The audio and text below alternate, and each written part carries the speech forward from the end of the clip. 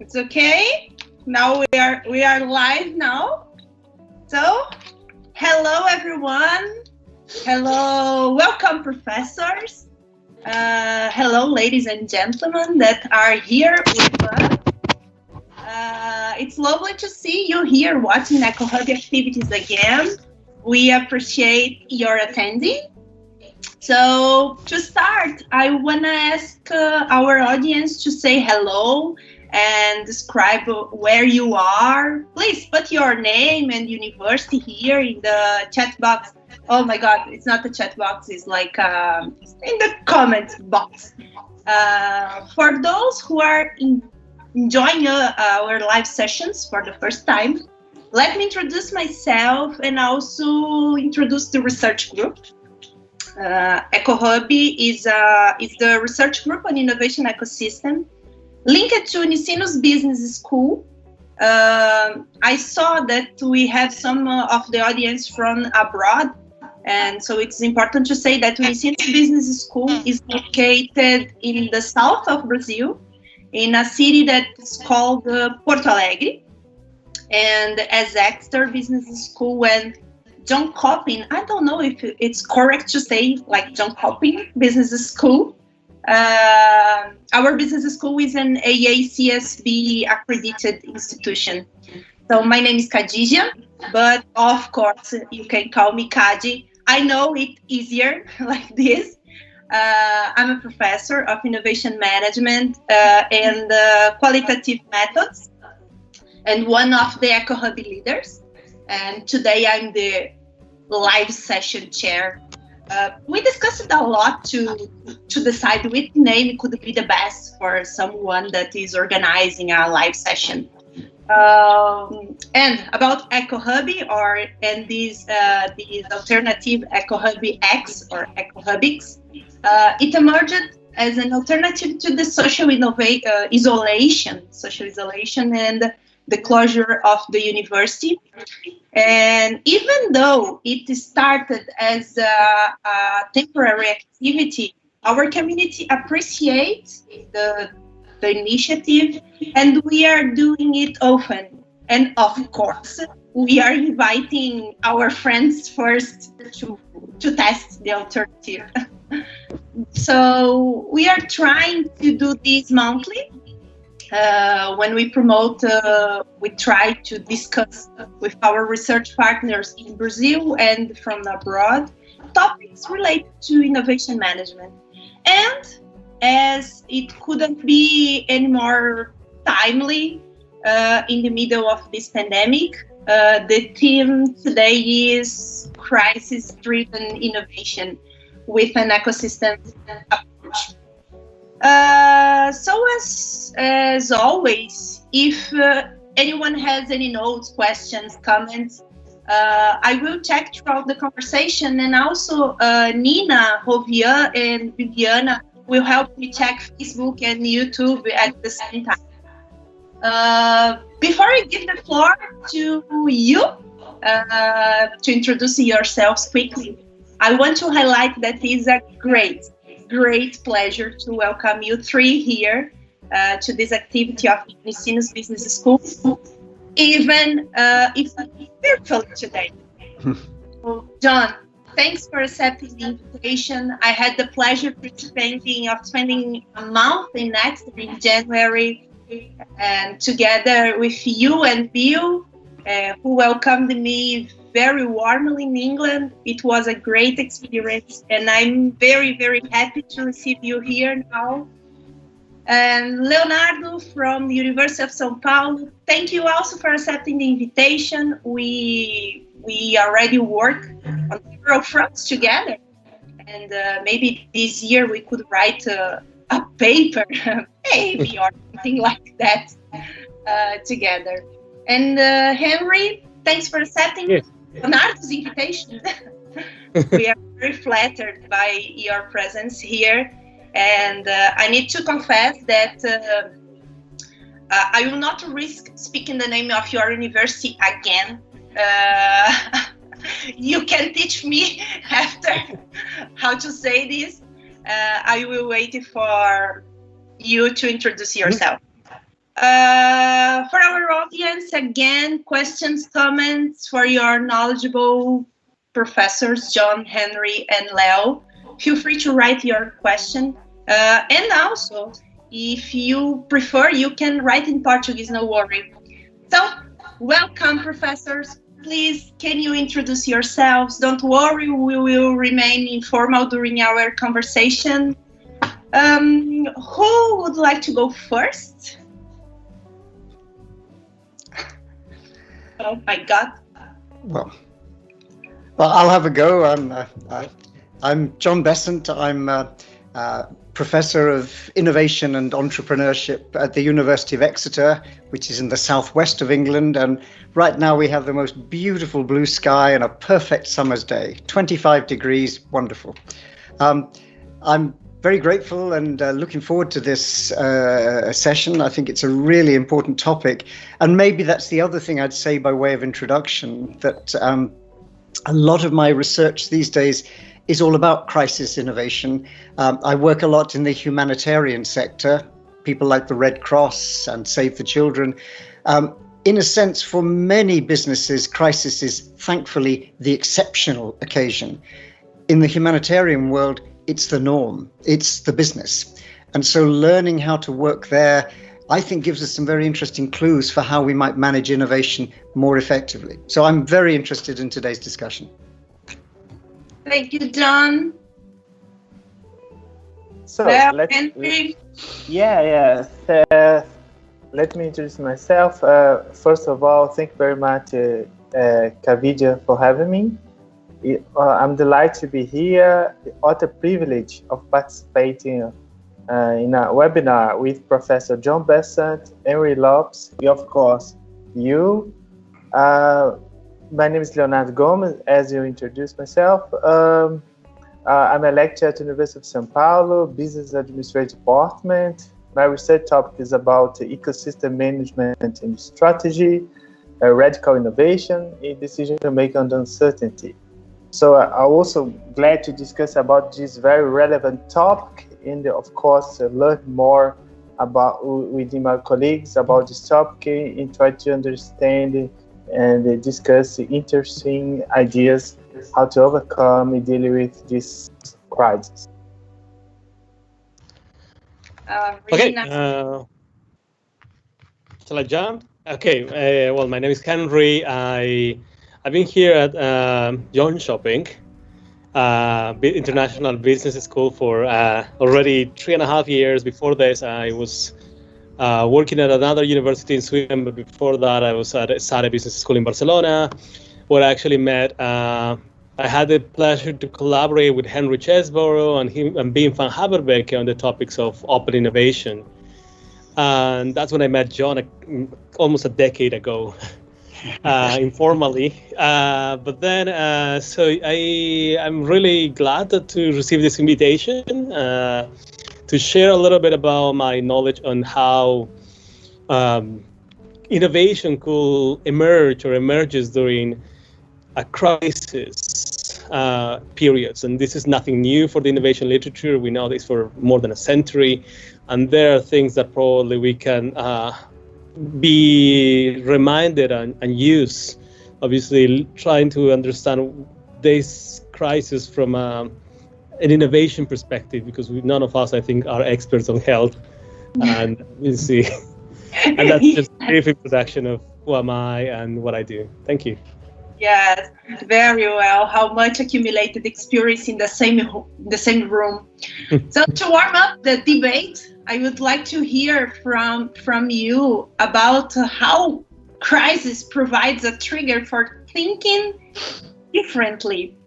And if I'm not wrong, John, you have written a text on your blog in the beginning of the pandemic about it. Do you think that it's true crisis provides a trigger for thinking differently? And do you have some examples to illustrate these from the past? In each way, especially linked to innovation, we can think differently after COVID-19 or or during COVID-19. And in addition, can you describe crisis-driven innovation and how, and if COVID-19 pandemic is a trigger for innovation, in which way? I wanna discuss with you about it. Okay, there's about 10 questions there. I will try and take them. Maybe a useful starting point is to take that word crisis, because its origin comes from the Greek. It's a Greek word. It means actually turning point. It doesn't mean hitting a brick wall, disaster. It certainly means change. And I think that's an important perspective that we perhaps could take. If we think about innovation, most of the time we get a little comfortable. We learn how to innovate, incrementally doing what we do better, and radically pushing the frontiers, but it's within a world that we kind of understand and where the rules of the game are fairly consistent. What happens with crisis is that all of that is disrupted. It's thrown up in the air for various reasons. And as a result, many of our traditional approaches to innovation no longer work. So we have to find new ways of working, at least for the duration of the crisis. I'll come back to your question about what we might do after that, what we might learn. But if we think about doing things differently, there are really, for me at least, a kind of spectrum of things that make a crisis happen. We're in the middle of what we would call an acute crisis. Suddenly, from almost nowhere, within the space of a few weeks, the world is completely changed and working to very different rules. That's acute. It comes out of nowhere. But crisis can also happen quite slowly, but it pushes us further and further away from a world where the normal things can work. If you like, that would be a kind of what I would call a chronic crisis. It grows over time, but it still forces different things. So if we think of two examples, the pandemic we're in now is an acute crisis. It's forced us to rethink the way we make things, the whole of the world's supply chains, the way in which we inhabit or don't inhabit working spaces. We're having to think on our feet. But there was another situation around the 1940s, which was an example of chronic crisis, which again changed the game. And this was really, if you looked at Japan in the period just after the war, it had no resources. It was a very damaged economy. It has no natural resources anyway as a country. It had little in the way of skilled labor. It was really resource constrained. And under those conditions, the companies trying to survive, people like Toyota, were struggling with the traditional models. And they had to invent a completely new way of working, which saved resources, which was immensely frugal and resource careful. Now that, of course, became what we now call lean thinking.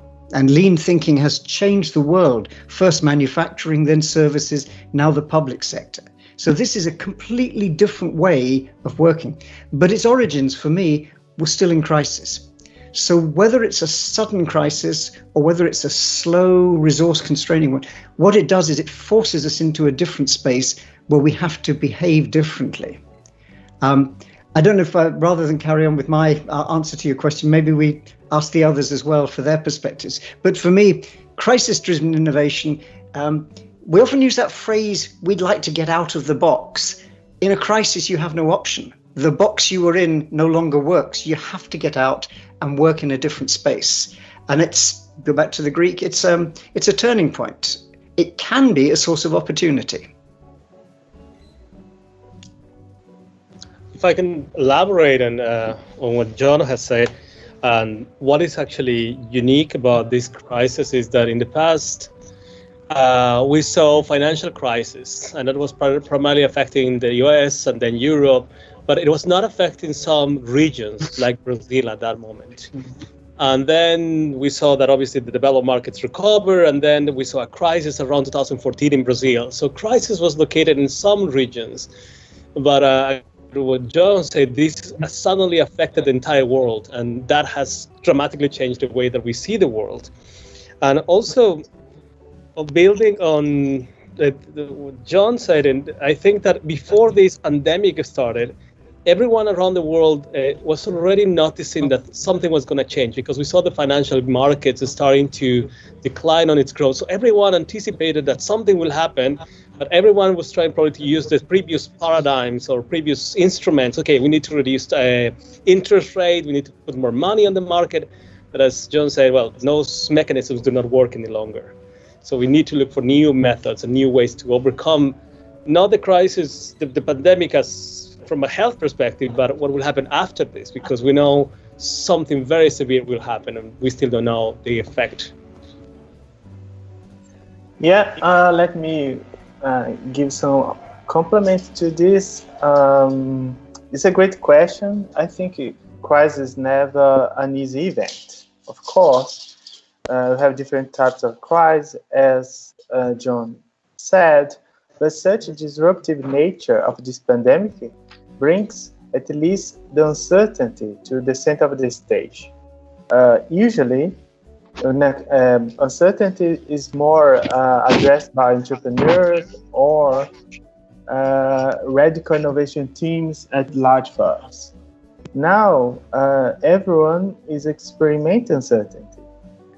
Big companies, small ones, government, everyone have to respond to uncertainty, to manage uncertainty, and you are learning more about this. Of course, in this scenario, we had to think more not only about our individual uncertainties that affect my company or my team, but more collective ones that affect my company, my suppliers, my clients, the government. I think a great lesson from this crisis is to spread the knowledge on how to respond to uncertainty, how to deal with uncertainty, how to understand how government should react to communicate uncertainty with a large audience, or how can you deal with failures. Of course, this pandemic is showing how difficult it is to dealing with failures, because we don't have any definitive answer regarding how to deal with this coronavirus pandemic. We don't have a vaccine, we don't have a treatment available, at least an effective one. So I think from the past, when Christensen, for instance, provided an insightful notion of disruptive innovation, as a response to that, firms created radical innovation department. Or in 1918, and the Spanish flu, we learned the importance of having a more universal public health system.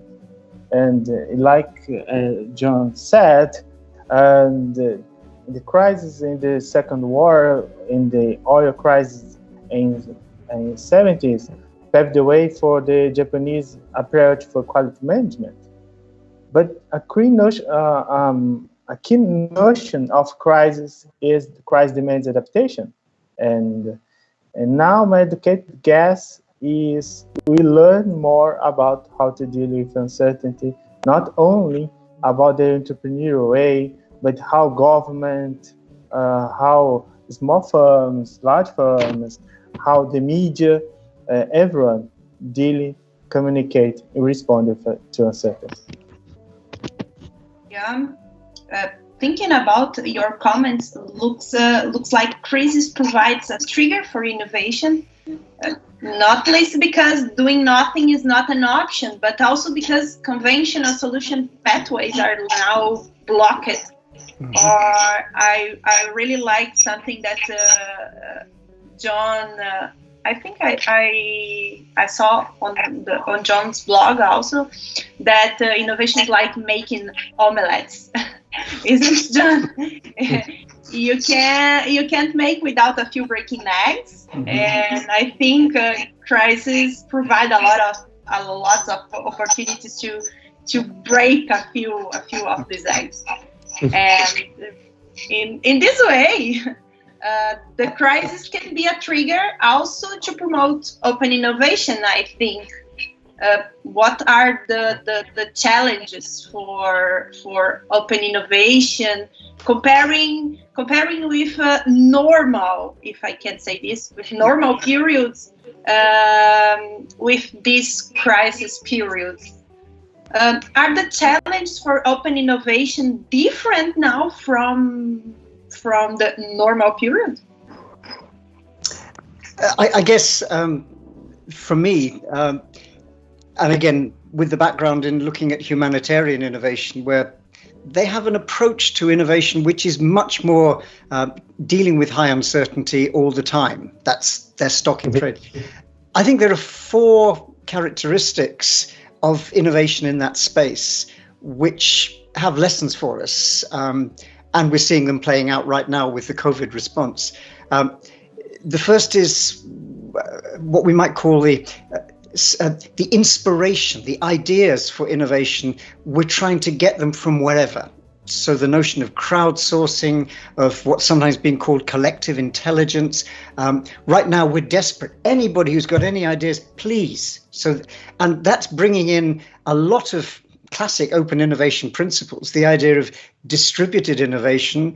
I think what we've learned from big idea markets like Innocentive is it's not just other people thinking for you, it's other people who think differently thinking for you. So you get many different angles on the problem. That's a really rich resource, and certainly one that in crisis situations people mobilize. I think the second one related to that is what entrepreneurs do. Entrepreneurs improvise. I'm very struck in a lot of the literature. There's a lovely French word, bricolage. They take whatever's to hand and they make things up. There's a great TV program called Scrap Heap Challenge, where you just take people to a scrapyard and say, make this or make, and they have to make it out of what's there, not out of a beautiful lab or lots of resources. It's what's here and now. Entrepreneurs are good at that, and history is full of their first examples of innovations that now are widely used was often a really crazy mashup. But again, if we don't know, and everywhere, for example, there's been this crisis about ventilator equipment, there've been some amazing examples of making things from almost zero with whatever's to hand. So the inspiration is amplified, the improvisation becomes a core thing, and then refined. It's not a case of leaving it always as improvised. I think the third thing is quite an interesting one, which is there's a lot of what we might call integration, crossing boundaries, that different knowledge perspectives are brought to bear. And we say in English, strange bedfellows, people working together who may never have found themselves working together. Again, if I go back to the COVID response for the ventilators, we've got the Formula One racing teams, the advanced engineers working alongside Airbus, working on very different people and different views of the world. And that's something that we've known for a long time in the humanitarian sector. You work with many different people, all of whom have something to contribute. That's a very fluid kind of organization. It's not like our traditional mainstream department for this. And then I think the fourth one is a real challenge. People break the rules under crisis because it's a crisis. If we do nothing, we're in real trouble. So maybe they don't break them completely. They bend them. They leave them on the shelf.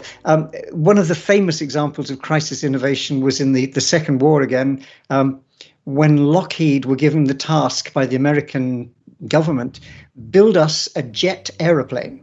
Now, at that time, none of the Allied forces had a jet aeroplane at all. And the Germans already had several of these flying. So there was a real challenge in terms of the war effort.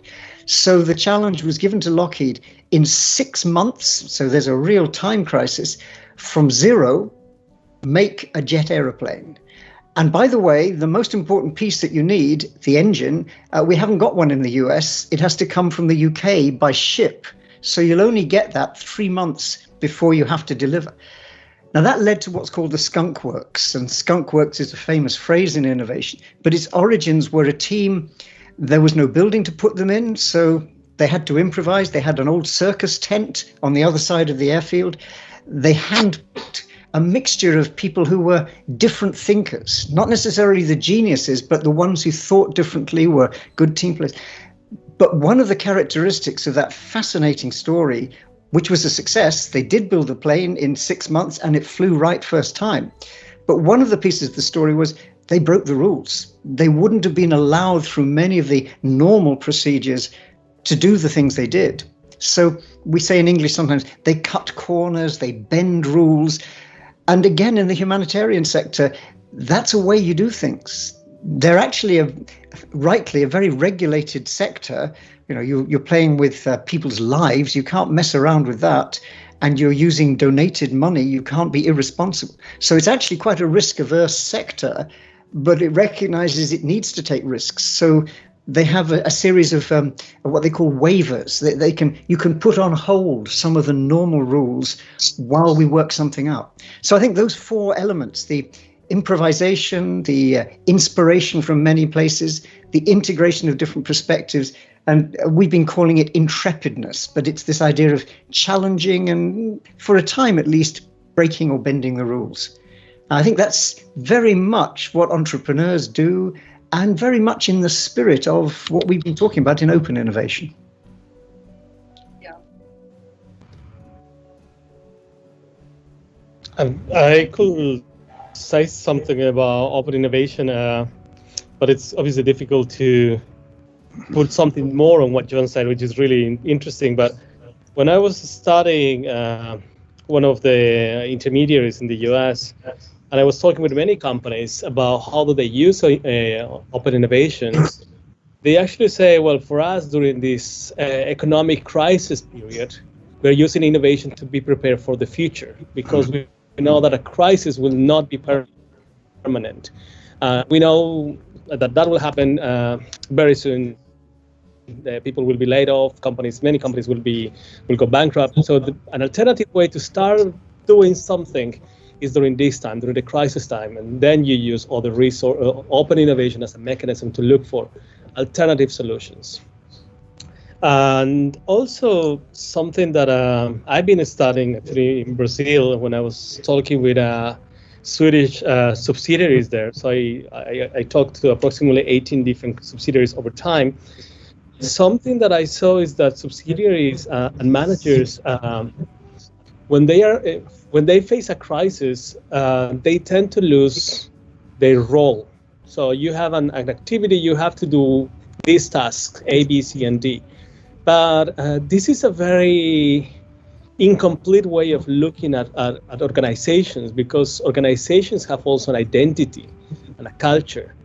And what happens when someone tells you that, and that disrupts what we're talking about crisis as something that disrupts your not only the role, but also your identity.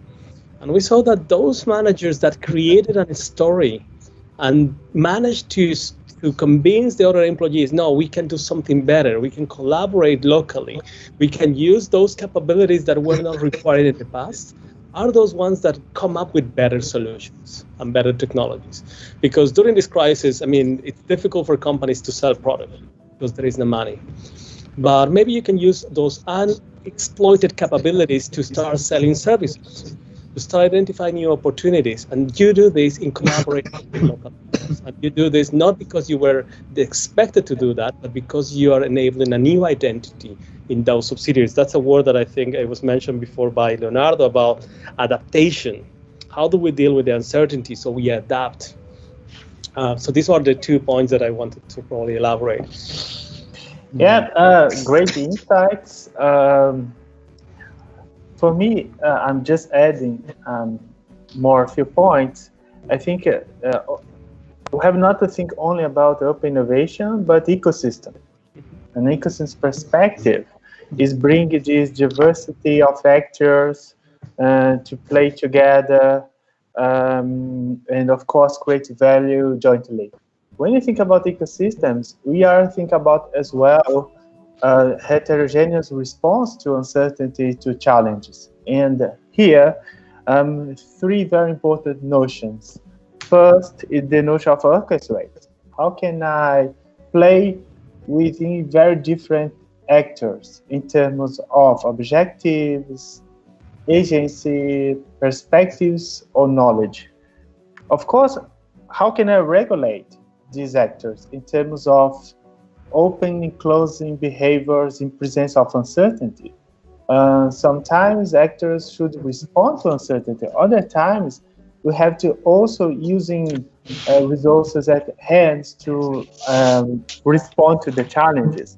And of course, it's important is this notion of governance for adaptation. When you should break the rules, when it's not an available option. I love this notion of John said about breaking the rules is also important in health sector or other regulated sectors to know how to break or how to keep the rules and how to innovate. Other important aspect, I think, in this time of crisis is to deal with hype. We know this case of the chloroquine and other drugs, how can shape your attention and emotions to perhaps to know the right goal and objective. So here, dealing with hype is very important to keep us focused on the most important aspect, the problem, to solve the challenges. Of course, hype could be an important trigger for mobilize people, but at the end of the day could also generate a lot of frustrations. So hype is also important here. And finally, I love this notion of bricolage because here you have not, for instance, for this crisis, this quarantine times, you have to improvise a lot of cases, many situations, and bricolage offer a good notion of using resources at hand for approaching the problems. At the University of São Paulo, engineering professors from engineering department started a couple of years ago a project about a ventilator, low-cost ventilator, and this project stopped. Now, during this pandemic, a coalition among University of São Paulo, different professors from engineering school, medical school, and so on, and the government, they decide to finish this low-cost ventilator. And now they start to produce this ventilator for providing for the public health system. This provides us this kind of initiatives, moving around ecosystems, bring together, orchestrate, and of course, dealing with these complex and cognitive and emotional pressures. So really, really nice. Leonardo, bring the great insight of the ecosystem to our discussion. But before to make some comments about it, we have a question from the audience. Let me just share with you. It's from Alfred. So sorry if it's not correct, but I think it's Alfred. How can firms create rules, procedures, and routines that must constantly be reviewed to respond to crises or situations such as pandemics and so on, that will increasingly disrupt or fragile the normality? It's not addressed to one of you, especially, but you can give some insights for Alfred, maybe?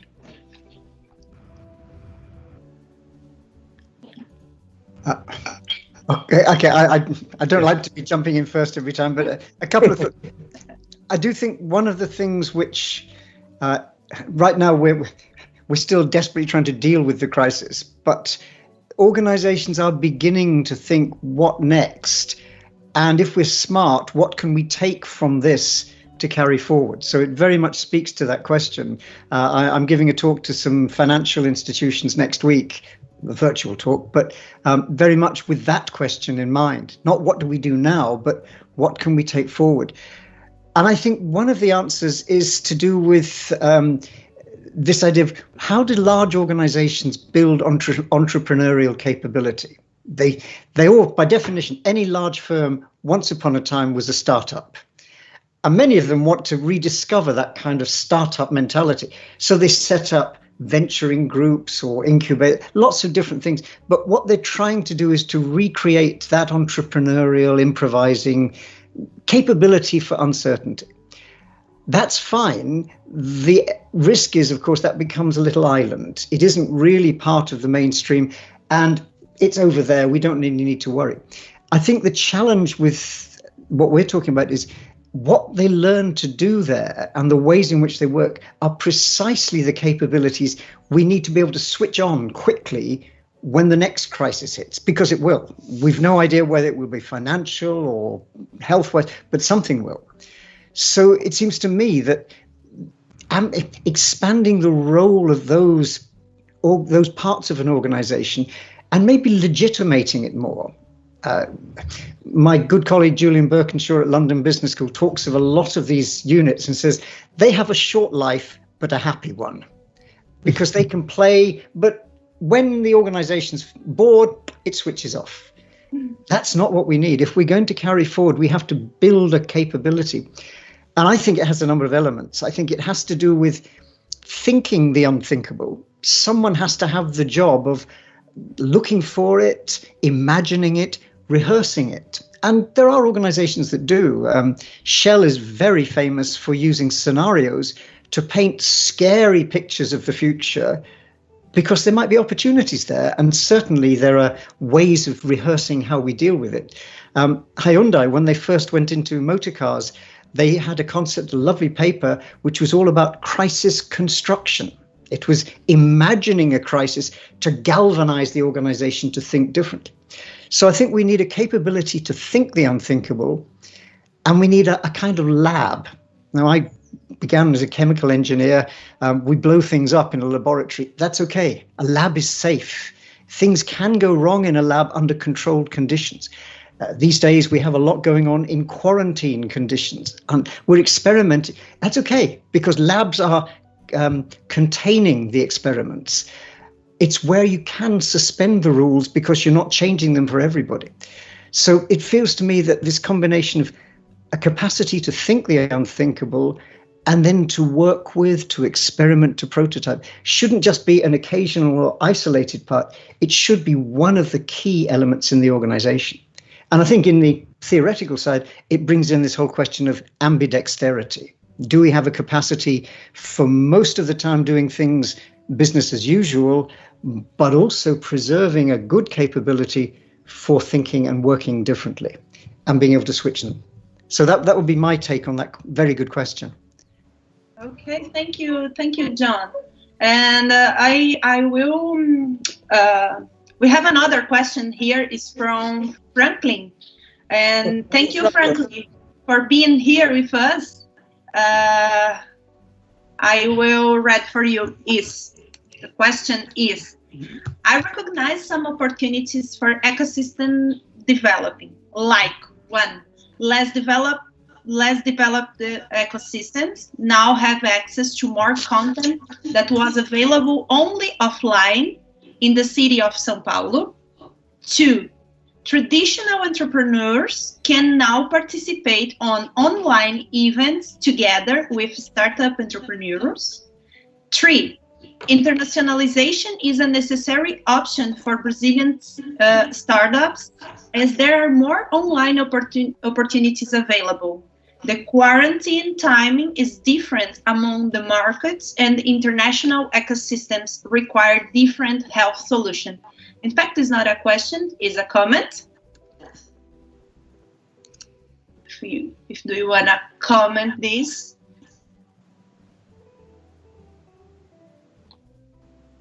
Let me just make some comments. Just compliment the brilliant comments from Professor John. We have not, the problem is treating innovation, including radical innovation, as a project or a task force, not as a capability.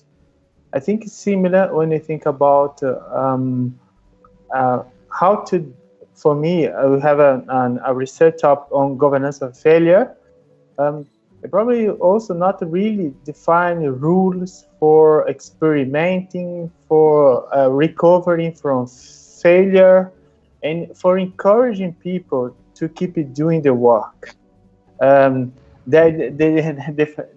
quote from Professor Julian, they have a short but a happy life. It's amazing about these isolated areas or teams.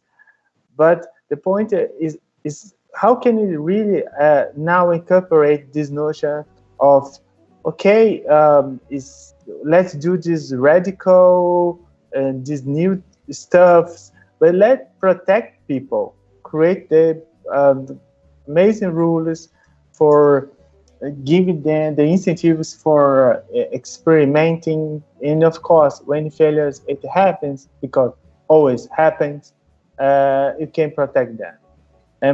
And about the comment about the ecosystems in the startups, I think you have very diversity among entrepreneurs. Some are now struggling how to respond to this crisis, because the business model of these companies has been impacted on terms of value proposition and, of course, what the service product they offer to the market. And in this case, let's think about, there are interesting alternatives for cooperate with large firms. Large firms are providing calls for collaboration within startups. That could be a good alternative for creating a path for new growth, for providing services for this kind of firm. Of course, operating with large firms is not an easy task. We know it can take time, it could be a little bit bureaucratic, sometimes frustrating, but as well, large firms are trying to move in faster in order to respond to this crisis in the what next as well. And then I think startups can benefit from this kind of collaboration. Okay, if I can build on what previously was mentioned by Leonardo and John. Let me start with what that John responded before, that about the collaborations and the forms of building dynamic capabilities. And so I think it's very different when we talk about small companies and large companies. I mean, it's like comparing adults. Nowadays, I think it's also that we are talking about global and local. So we have a lot of Brazilian multinationals, but also we have a lot of other multinationals from the US, from Europe, and China. And now I think we are gonna, given the current geopolitical changes, I mean, Trump, Bolsonaro, this is the plane it's gonna look very, very different. So probably it will be very difficult. It will probably, John was also saying, man, we don't know, another crisis might emerge. I think maybe we were facing another crisis that was a political crisis between these two strong parties, if you want, the US and China, and then Europe in the middle, and in Brazil. Who will you go with? Will it go with Europe? Will it go with Trump?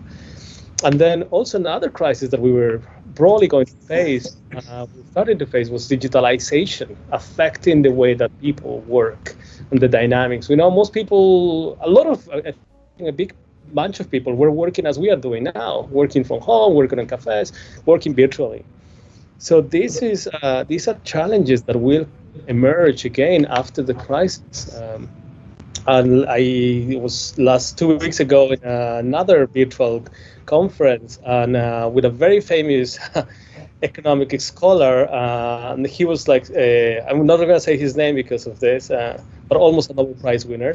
He was saying, like, if Trump gets reelected, I might see that there is a war between the US and China, because our president is crazy. So this is something we might have to face. It's scary. It's scary. We hope that doesn't happen, but it's scary to hear those things. And So the companies need to think about those units that are, or those areas or those people that can actually do things for the organization. And what I saw, it's important. It's actually, or one important characteristic is that those units manage to collaborate with multiple areas, multiple departments. It's not something that they are isolated. They need to find a role that goes across the divisions and all the units. Because if you believe as a unit that you are doing something good and you're isolated and believe on your own way of thinking, then you are not going to succeed. We know a lot about the not invented here syndrome, and this internal unit that tries to identify innovation might be seen as that external collaborator, that one that is coming up with ideas that are not implementable within the organization.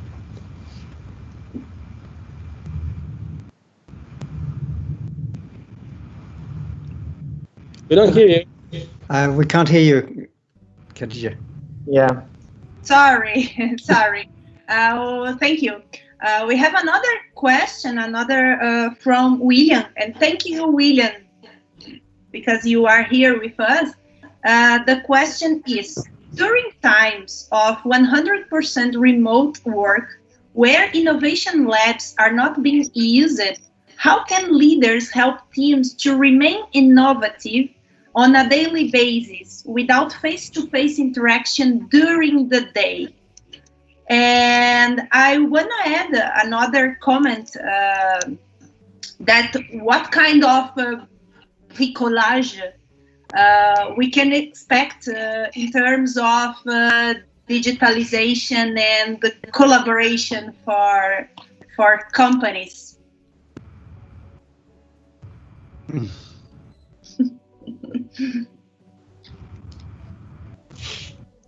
And I guess two thoughts, again, some great questions. I think we have to remember in terms of innovation labs, they're not really about buildings. For me, one of the things before we had the crisis, one of the things that fascinated me was the fashion movement around innovation labs. It was this year's accessory. Every company has to have our innovation lab. And you show people this space, which is a bit weird and so on. But actually, what we're really talking about is a place where people's ideas can interchange. And I like to think that some of the very earliest innovation labs were the coffee shops in London in the 17th century, when entrepreneurs with an idea would talk to financiers or to ship's captains, or to all those coffee shops were essentially small places where ideas clashed and created possibilities. That didn't need to be in a specific building. It just was a comfortable place where you could have a cup of coffee and a conversation.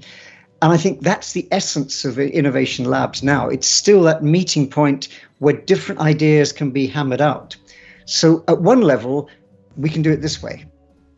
There's no doubt it's nice to go and have a beer together. It's nice to physically interact. But I think there's a growing evidence that particularly hybrid teams who work a lot in the online space, but occasionally in the offline world, are very effective. So I think there's something there, which means that the idea part of an innovation lab and the shared development of concepts can happen.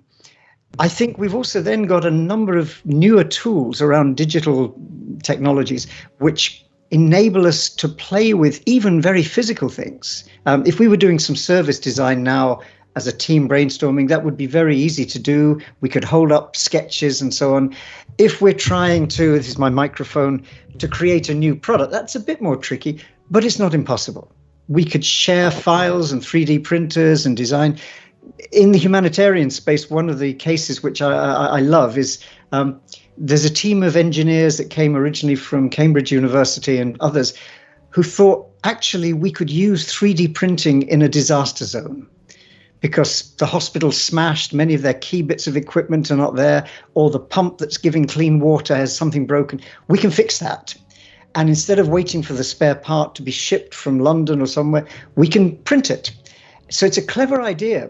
But then, and we're into our ecosystem world, the thing about 3D printing isn't the printer, it's the design information. And if you take the fact that you don't know what you're making until you get to the disaster, and then the nurse says, look, this is broken. Can you make me something with that? How do you do it? And what Field Ready, this organization, do is they built an ecosystem, a community of volunteer developers, designers, who look at the photo, the images, and say, okay, well, what about this? And they're contributing in this very crowdsourced way the solutions that become the design files that print the product. Now, it may not be perfect, fine, it's a prototype. You feed that back, and they add and they refine. So what they're doing is essentially virtual collaboration focused on something physical. So for me, I think there's an opportunity. I genuinely think that this forcing us suddenly to work in online mode, whether it's in the university world, whether it's in the banks, whether it's wherever, I hope we don't lose that. I hope we don't then come all the way back and do things all face to face. I think we're learning powerful new tools, and they will get better.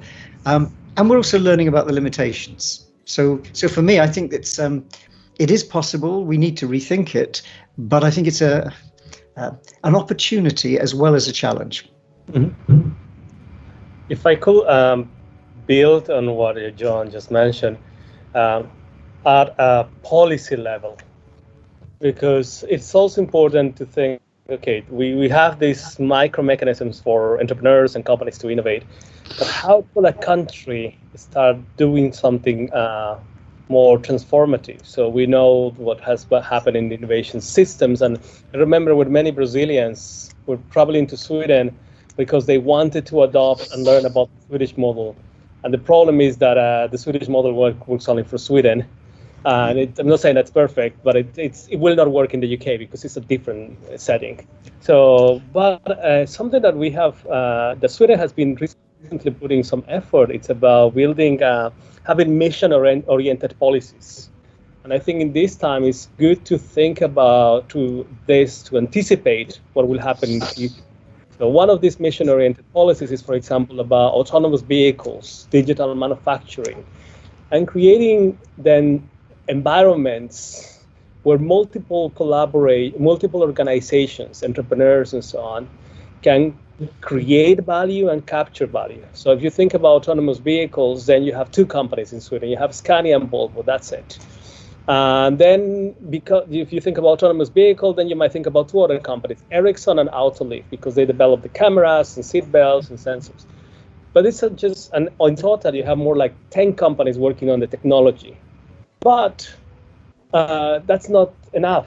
But for the ecosystem to emerge, you have in total, you have 200 companies working on autonomous vehicles. Because technology is, so the cameras and autonomous vehicle technologies create a new value, but the value is captured by a larger number of players. As service delivery companies, train companies, mobile phone companies. So this is also, so to summarize here, it's that governments at different levels, national, regional, and even city level, need to think about what is our mission, what policy can we develop, where do we want to put further effort. And the governments, what the governments can do is influence on the directionality. This is where we want to go. Yeah, I fully agree. And my point is, it's time to use innovation to rebuild innovation labs in terms of doing innovation, building trust without this face-to-face interaction. We know we use a lot of effectuation approach and these interactions to build trusting and collaborating within external partners, and we know this is very important. But as well, I think I agree with John, Bessant, and Henry about the next steps in innovation.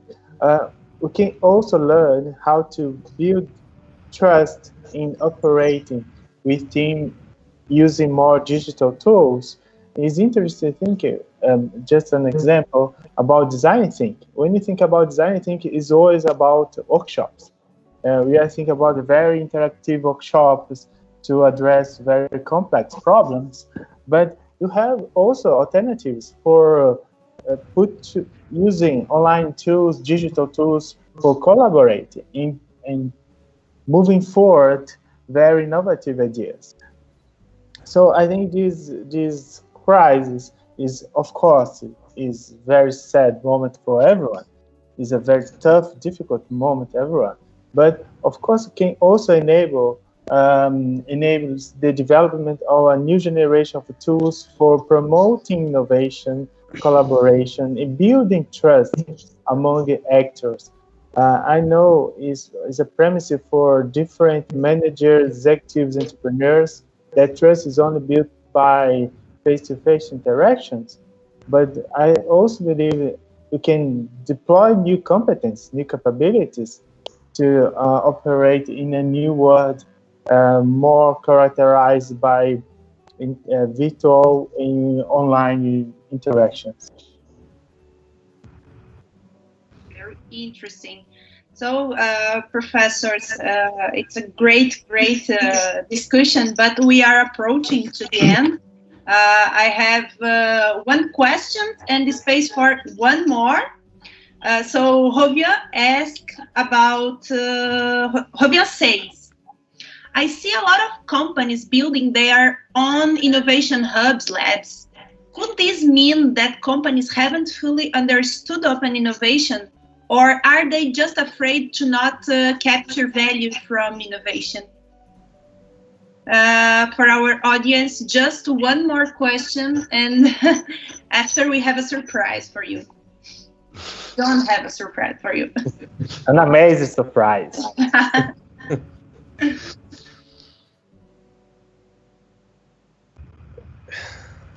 Can you repeat the question? Because I understand what they were mentioning about the incubators and labs, but what was the second part? Also, or can you help me? Yes, of course. A lot of companies building their own innovation hubs and labs. The idea is, could this mean that companies haven't fully understood what is open innovation, or they are just afraid to capture value from innovation? I think that, I really have been studying open innovation for almost 15 years. And I remember actually some of my first trips to Silicon Valley and visiting some of the companies like Siemens, and they say, well, all of our R&D is in Germany, but we have here an incubator that allows us to get close to the results from Berkeley. So there has been lots of studies, and I'm sure John knows when all of this started, about science parks, technology parks, incubators, and they have just changed, and obviously changed their name, but adapted more to the current circumstances. But what I mean is that I think it's important to remember that organizations do not need a physical space to collaborate, particularly now when we see that digitalization is very important. I mean, we didn't need to meet in person with each other. I haven't never met in person, but we are collaborating, and I think this is the most important part, that we need to forget that a physical space is the place to collaborate. Value can be captured in multiple ways, and now even more digitally. Oh, that's lovely, and thank you. Just moving a brief comment on this before John, and John can provide us a great surprise. A very, very brief comment. Of course, some firms are moving because they hype on, for instance, startup engagement. They create a space for interacting with startups, a cooperative accelerator program, without really integrating into innovation capabilities. Here in Brazil, I know a lot of examples of firms that create an accelerator initiative, but without integrating with the innovation portfolio or innovation strategy. That is a kind of surprising aspect, because we are expanding our innovation initiative, but we are not thinking about how to integrate that and make sense of that. And so I believe in this term, as John said, it's important to think about a capability. A capability is perhaps a key ingredient for cooking great to making great omelets, as Kadígia said. In that point, I think when companies are only moving because hype, perhaps they are focused on capture value more than creating value. Because capture is also important, but before capture, we should create value. And of course, when they are in ecosystem perspective, you should sharing value is also important. You think about the health of the ecosystem, how our partners are evolving, developing, in growing the business are also a very important aspect of the ecosystem strategy. And the end of the ecosystem is about managing interdependence among actors in terms of performance, value creation, health. I think the key is to think about capability. Is not to think about a very transitory or a task force or even a pilot experience of how to interact with external actors. Great, great. Ladies and gentlemen, as you know, we usually have 1 hour of discussion. And the last question is from Diego Gazzaro. That is in Italy at this moment, I think. But in Brazil, a large part of the population works in small business. Many of these companies have traditional business model and have been greatly affected by this crisis. How can ecosystems help these companies?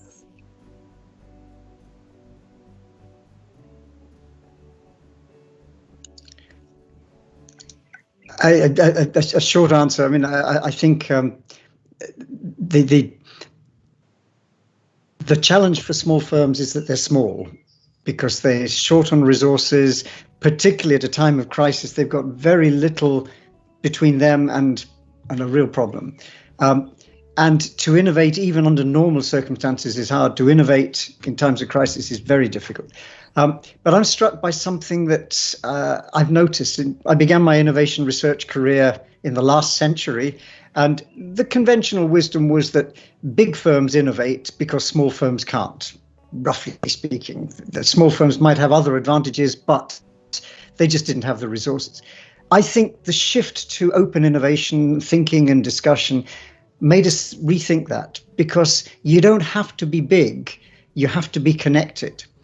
And a very good friend of mine had a lovely formulation. He said, the problem for small firms isn't that they're small, it's that they're isolated.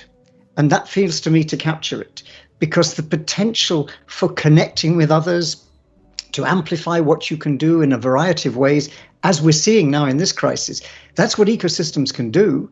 And I think being part of something bigger, whether it's a cluster or a community, being part of something bigger, there's a lot of evidence that small firms can still be innovative, can be survivors, can grow to become quite important things. So I guess for me, it's about not being small, it's about being connected.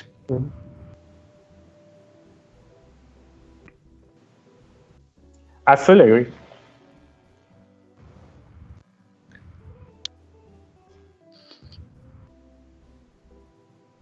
So I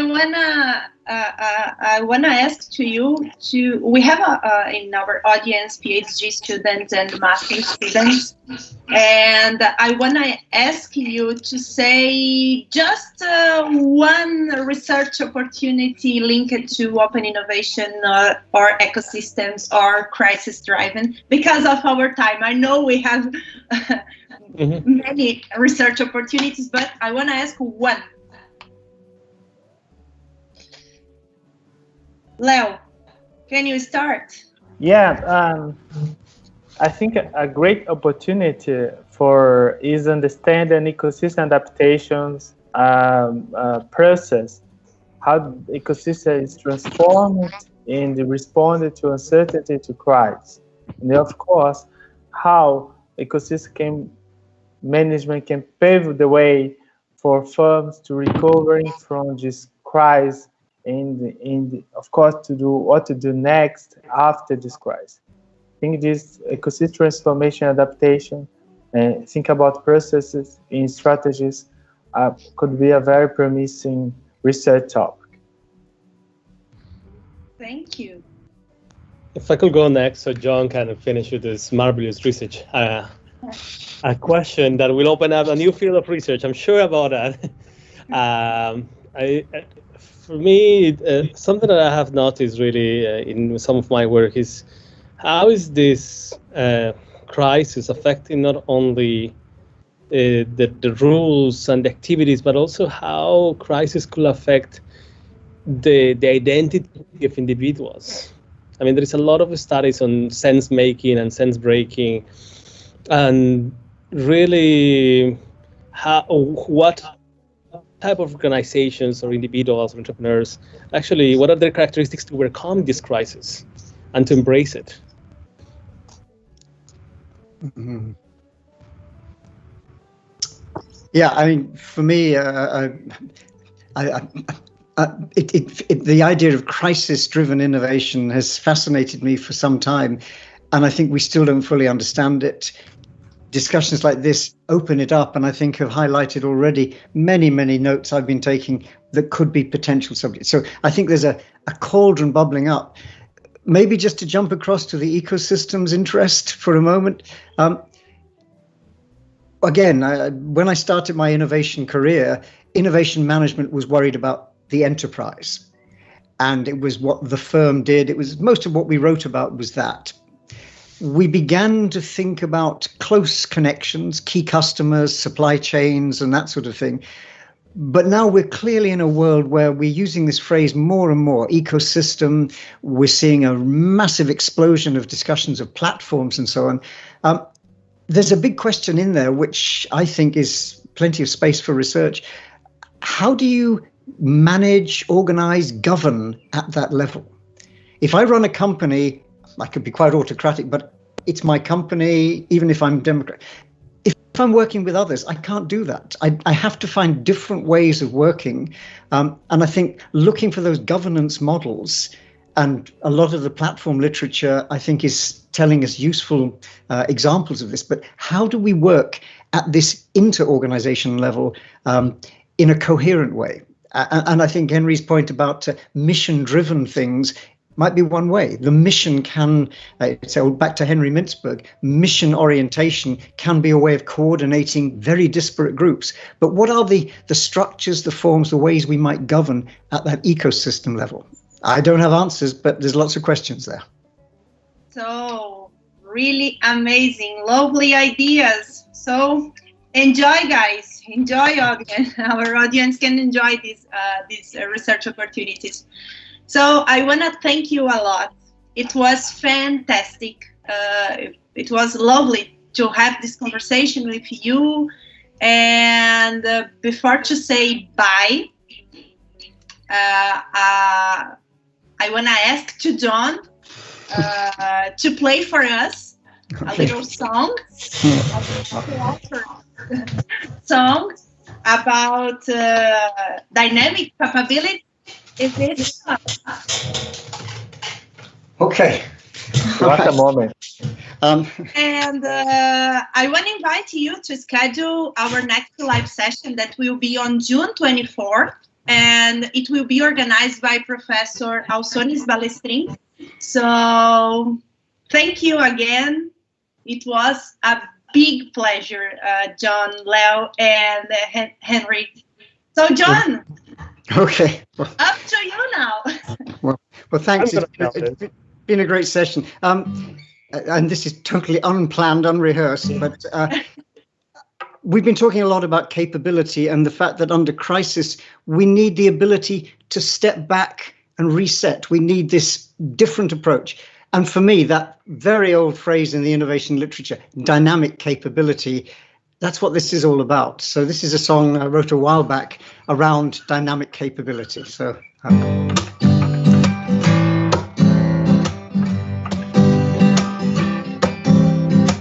You like to think you're sitting on top of your technology. Your gadgets are smart and cool 'cause you do lots of R&D. Your software's fast and your data's the best. Your packaging's cool, you can't forget all the rest. There's only one problem left at your door. It's folks don't want your product no more. So you need dynamic capability. In innovation, it's got to be dynamic capability at the heart of your philosophy. You can't rely on the old routines to deal with problems that you've never seen. In innovation, the key to creation is keep on building up your dynamic capability. Dynamic capability. Dynamic capability. Bravo! Bravo! Good, thank you. Bravo! I never loved dynamic capability then now. That's a major moment. So Brazilians must be hungry because it's lunchtime now. So see you. Bye-bye. Bye. Thank you so much. Bye. Thank you. Bye. Bye. See you soon.